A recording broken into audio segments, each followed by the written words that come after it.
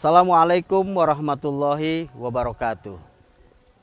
Saya bersandar di sebuah pohon bukan karena sedang syuting film India. Tapi saya ingin berbagi cerita. Cerita ini diharapkan bisa memberikan inspirasi dan pelajaran untuk kita semua. Saya akan bercerita tentang Abu Nawas menjadi seorang provokator. Wah, dari judulnya sudah sangat memancing ya.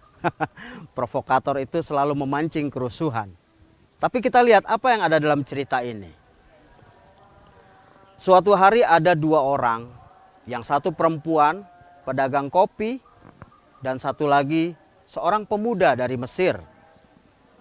Seorang pemuda dari Mesir ini adalah saudagar yang dulunya kaya raya, tapi mendadak sontak menjadi seorang yang sangat miskin dan akhirnya ditolong oleh wanita penjual kopi dan datang kepada Abu Nawas. Maka setelah mendengar semua cerita itu, Abu Nawas mengumpulkan murid-muridnya dan berkata kepada mereka, "Wahai murid-muridku, besok malam tolong kalian bawa cangkul, bawa linggis, bawa martil, bawa batu yang besar-besar." Kenapa Abu Nawas menyuruh murid-muridnya mengambil ataupun membawa barang-barang itu kepada muridnya? Dan Abu Nawas pun tidak menjelaskan banyak. Murid-muridnya terperangah dan bengong. Kata Abu Nawas, sudah. Bawa aja semua, besok bawa.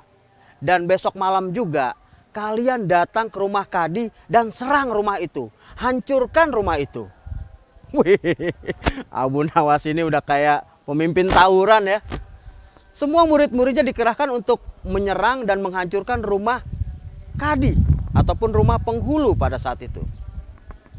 Maka besoknya terjadilah penghancuran rumah. Jebrak, jendela dirusak, pintu dilempar pakai batu, gentengnya itu dilempar lagi pakai batu besar. Wah, martilnya buat membobok tembok-tembok. Karena orang ini terlalu banyak, masyarakat yang ada di sekitarnya pun tidak mampu untuk melerai. Maka yang punya rumah pun marah. Woi, ada apa ini? Kenapa kalian menghancurkan rumah saya? Siapa yang menyuruh kalian? Satu orang murid dengan culunnya berkata, "Anu Pak, yang nyuruh kita itu Abu Nawas." Abu Nawas? Lihat saja nanti, Abu Nawas saya akan adukan kepada Baginda Raja. Maka benar, besok harinya Abu Nawas dipanggil ke kerajaan bersama orang yang rumahnya dihancur tersebut. "Abu Nawas, benar kamu menghancurkan rumah Kadi ini?" "Benar Tuan Raja." "Kenapa?" "Karena saya bermimpi bahwa rumah Kadi ini sudah tidak pantas buat dia. Dia harus punya rumah yang lebih bagus." "Loh, kamu baru mimpi aja udah menghancurkan rumah orang. Gimana kalau itu benar?" "Ya, kenyataannya mimpi saya memang begitu Tuan Raja." "Kenapa begitu?" "Karena Tuan Kadi juga membuat aturan yang sama seperti itu." Raja semakin bingung. "Maksud kamu gimana sih?" "Begini Raja, sebentar." Lalu Abu Nawas keluar memanggil seorang wanita penjual kopi. Dan wanita itu bercerita, "Begini Raja, ampun seribu ampun. Sebetulnya Tuan Kadi ini juga membuat peraturan yang sama. Dia bermimpi mengawinkan anaknya yang perempuan kepada pemuda Mesir yang kaya raya.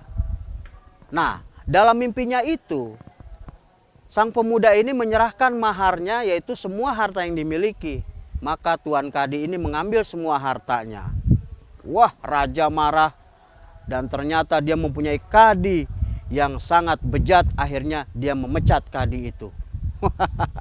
Ternyata mimpi dibalas mimpi.